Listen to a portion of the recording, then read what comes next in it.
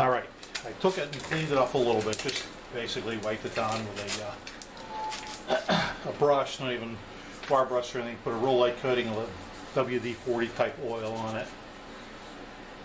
I'll put the rotor back from the capacitor, put that out for the tuning cap. See if you can see this. The groove that's worn in this. This is the drive end, that's the front end. Here's the back end. I don't know if you can see the groove that's worn there. See if I can zoom in on it.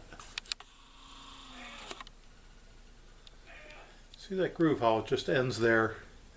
That's pretty deep. Doesn't go all the way around. But anyhow, I took this out and cleaned everything up a little bit. This isn't the going to be the finished product as far as cleaning goes. I just wanted to clean it up enough so I can kind of work on it without getting completely covered with dust and dirt and everything. And I checked the tubes. All the tubes are good except for the two audio drivers, which are 71As. And neither one of those is working at all. So I wonder if the specifications in my tube chart is incorrect, or if that's really a problem. So let me see if I can get this thingy back together. I guess probably have it like so. Let's see what I'm doing here. And this guy would go back in. There we go. Alright. So then there's these little spring clips here that kind of hold it in place. I'll just wipe them down a little bit. I just want to get it back together because I'm not going to be working on it for a little bit. So this one goes in here like so.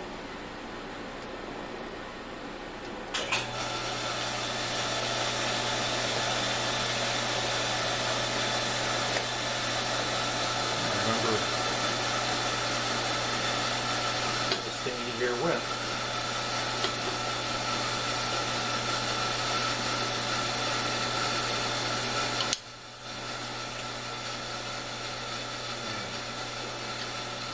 That's that one. I think it was on the first hole. And there's one in the back also.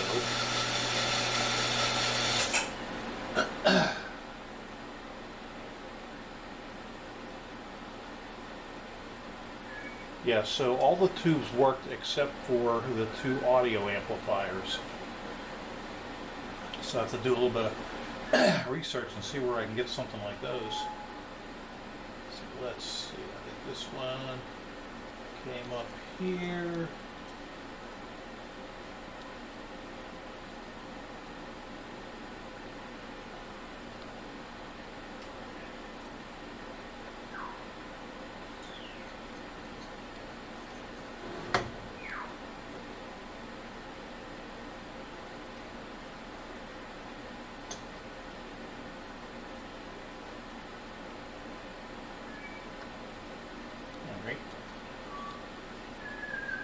They hold that in place and probably also supply the ground for the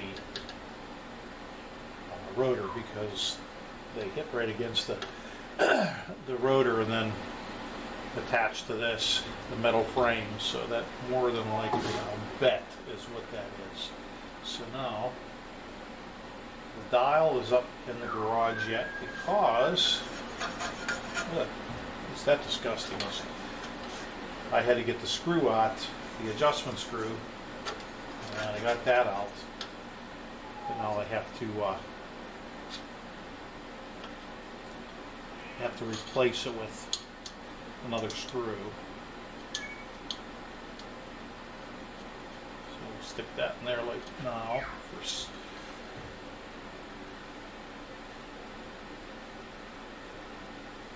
I don't know what that slime is that's on here.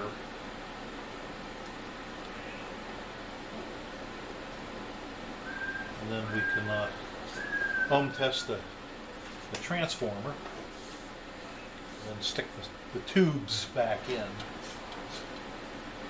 And then I'm going to put it back together just until we start to amass some parts, because I do even have a couple questions about the schematic for it. Let's get you back zoomed out now.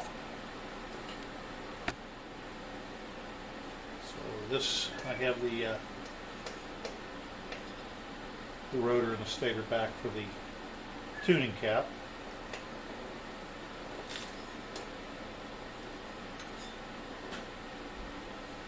That's interesting. Why would it do that?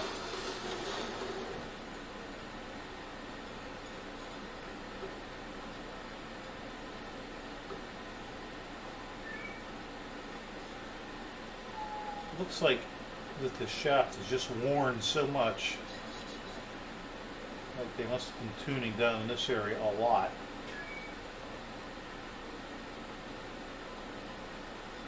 Not too much up in this area.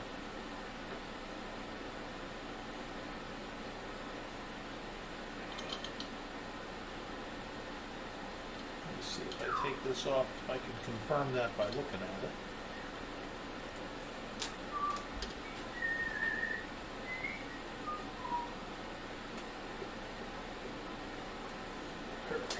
Pull that out.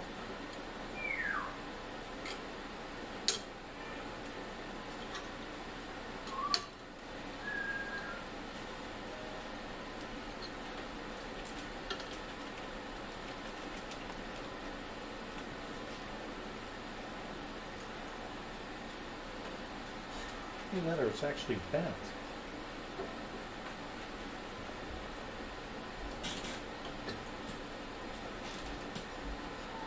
Oh no, it's actually worn away on the bottom.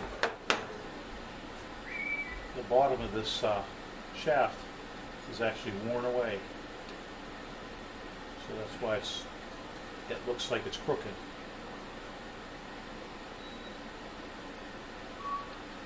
So, I guess you're going to have things like that when you're almost 100 years old.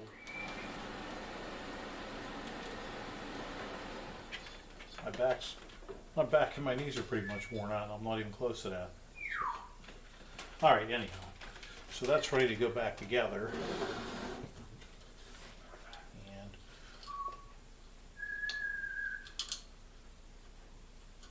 do that. The other part that's going to need cleaned up, where did I put it? You can see I cleaned the tubes up. Look how nice they look. Even though they're dead, but works good. I mean, it looks good. Oh, here's the part that keeps the adjustment on the adjuster wheel. I got to clean this up yet. I didn't clean it, so right here is the adjuster. It cleans up there. I mean, it keeps the tension on the adjuster wheel. So when you adjust it, see the little spring in there. Then this bolts on the front like that. But I want to clean it up and get that screwed for the adjustment wheel. And then I think, let's see, we're probably missing a little. I don't see it. Should have a little lock washer for this, but I have plenty of those laying around.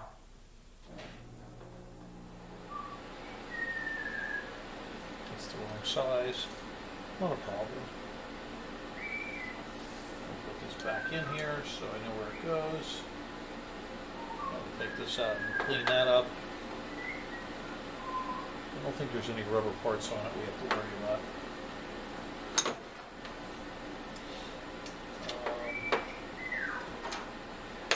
Yeah, and then we'll have to start a list. There's a lot of interesting things I'm finding in this. Some of the capacitors have a resistor as part of them. So, whole new experience for me. That.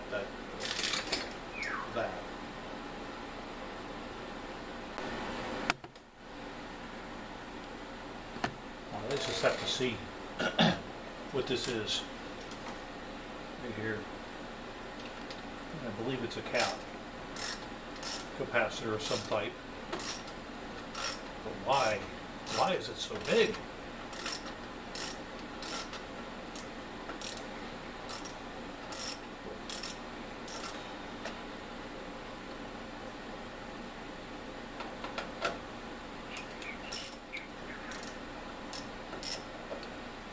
I don't know if I'm going to know anymore when I take this off. And I do now. No, I don't.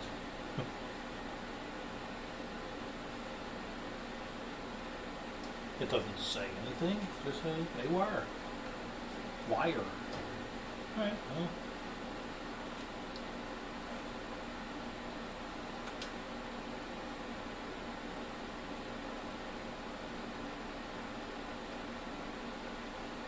I have to kind of decide how I want to do this, putting it back together where the appropriate ground connections will be.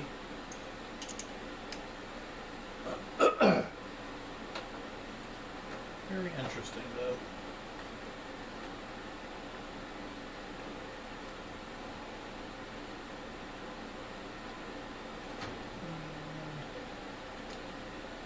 This is the one that has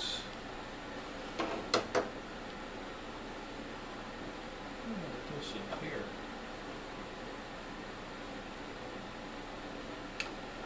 I thought it was a little micro switch, but I can't, it doesn't look like it. It looked like it, but I don't think it is. I don't think they had micro switches back in the 30s.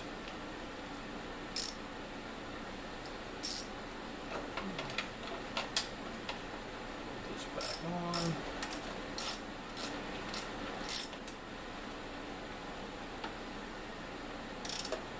Put this here.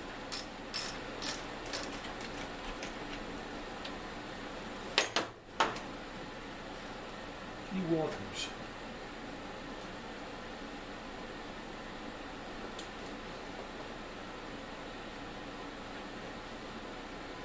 These, I believe, are caps.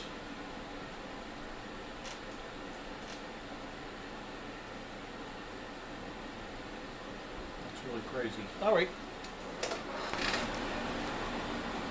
All right, I want to get this dowel assembly stuff back on before I forget how it goes. So there's a set screw in here and it was in pretty bad shape, so I was able to get it out and then I made a new one. It's so close there you have to cut the top off and basically just use a hacksaw or whatever. And that's what they had originally. So it's not really a screw, it's just kind of like a piece of all thread with a notch cut in it. So let's see if we can figure out. Here's this piece, so I took that and cleaned it all up. So let's see.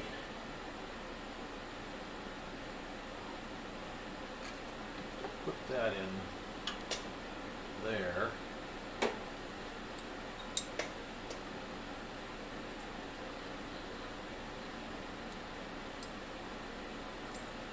Is that? This piece would go here, like that. There we go. And this piece would go here. Oh, that's so obviously, so you can get the screw in. So, it's a little bit too deep for that, so you just need a little piece of paper or anything to put in there.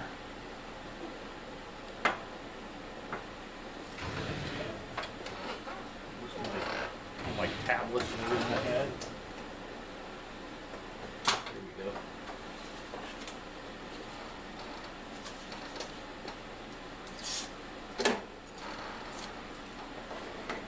Little mechanical tip. Put a little piece of paper in your socket. And you wedge your screw in, or your bolt in.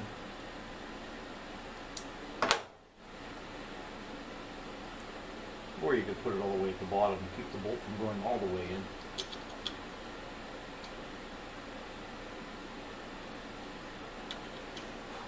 Alright, get that out of there.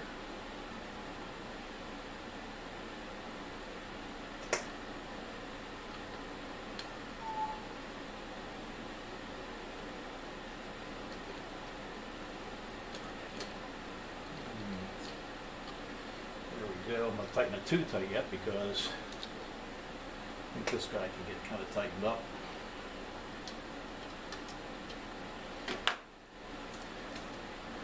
Let's see, this would go on here. There's a little kind of larger spot right here that probably allows everything to fit over it, maybe. It does, maybe it doesn't, I don't know. Yeah! Yeah! Okay. All right.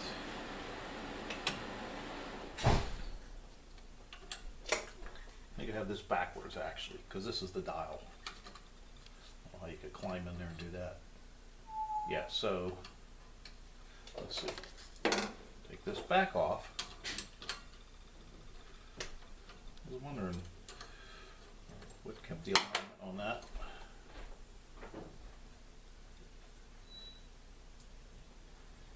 A little screw, get in there. And this one goes that way. There we go. That looks much better. And then I don't know if you have to put it together all as one piece or not.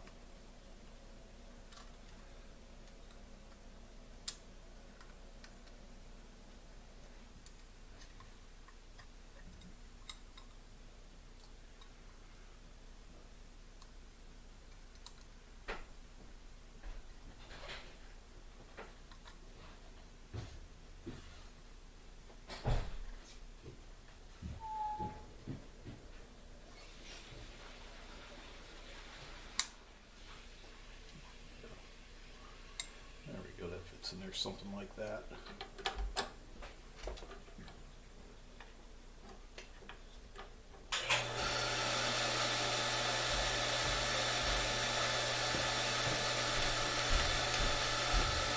All kind of things going on here. I'm sure that'll be part of the alignment process.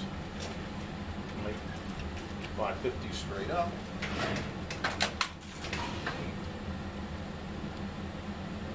Set screw a little bit.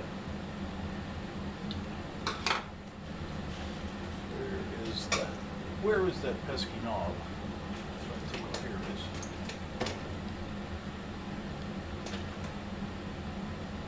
Push that on a little bit to see. Alright, the cap's working nicely.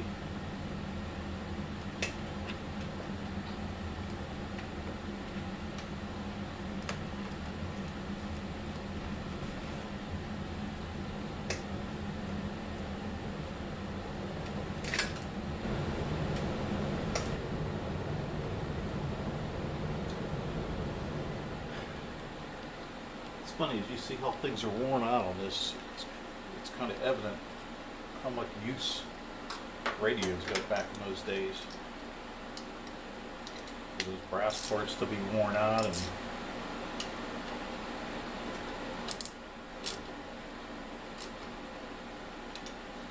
that. There's that. I gotta put this capacitor back in. Okay, so before I put this back together and until I get some parts, a couple of things I wanted to check on it. One is, now that it's all cleaned up, I wanted to see if I can actually see the heater elements in these two guys coming on, which I think I did. But Just oddly enough, these two check suspicious on my vacuum tube tester. So anyhow, I'm going to power this up again with the current limiting variac, and then we'll take a look at that and see what happens. Then I want to just check for plate voltage on these guys and see if that's about where it should be. Still no noise out of the speaker, so that's about as far as I want to go voltage wise with this right now.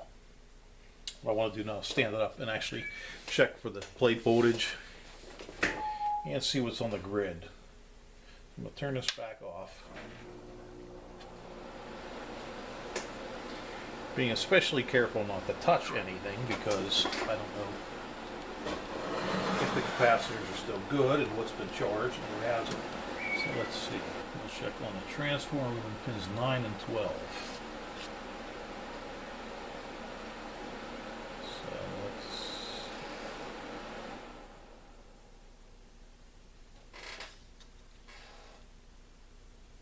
One, two, three, 4, 5, 6, 7, 8, 9, and 12, huh?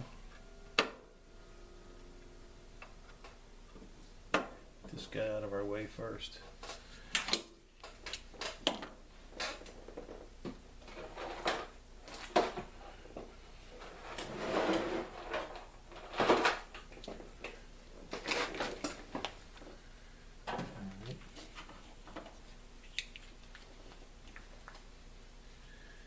Test lead's missing. It was just here.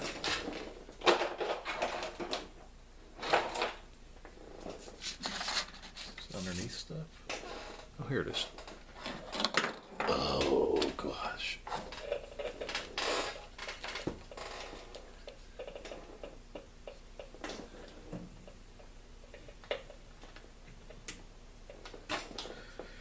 Okay. 12, 10, 11, 12, 11, 10, and 9. So it would be these two right there. So let's turn this on and see what happens.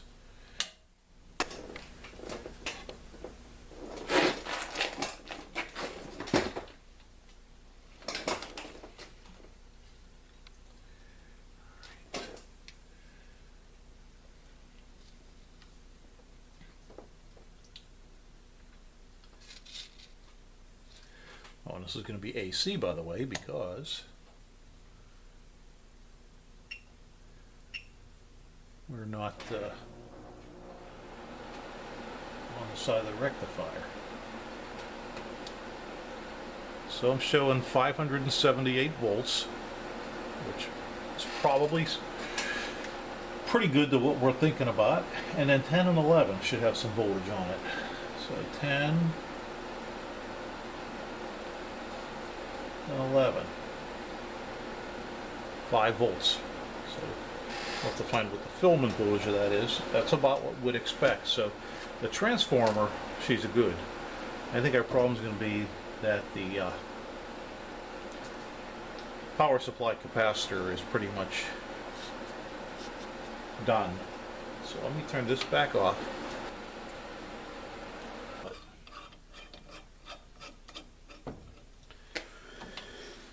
We'll take a look at the power supply capacitor first and work backward from there. But at least I know that the transformer, it's not burned up. So that's a plus. The camera's weird. Okay. Alright, that's all I have now. Thanks for watching.